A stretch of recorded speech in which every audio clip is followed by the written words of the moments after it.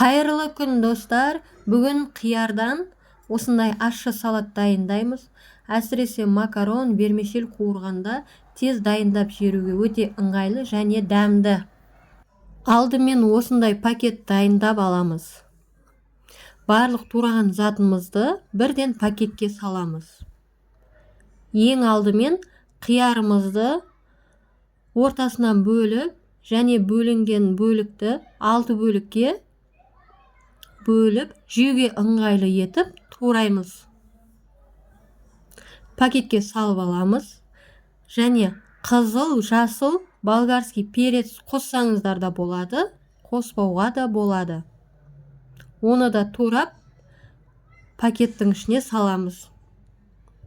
Бір кішкентай сәбізді үккіштен өткізіп саламыз.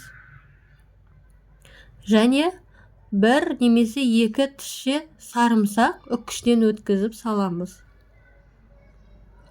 Және бір ас қасық соя соусы, қара бұрыш, қызыл бұрыш, сұйық май, тұз және паприка саламыз. Бір ас қасық. Пакеттің аузын байлап, жақсылап араластырамыз. 5 минуттан кейін тағы да ауасын шығарып, тағы да жақсылап араластырып қойып қоямыз.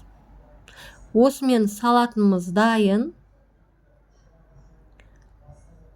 Видео ұнаса, лайк басып, пікір қалдыруды ұмытпаңыздар. Жасап жатсаңыздар, менімен комментарийді бөлісуді ұмытпаңыздар. Назарларыңызға рахмет.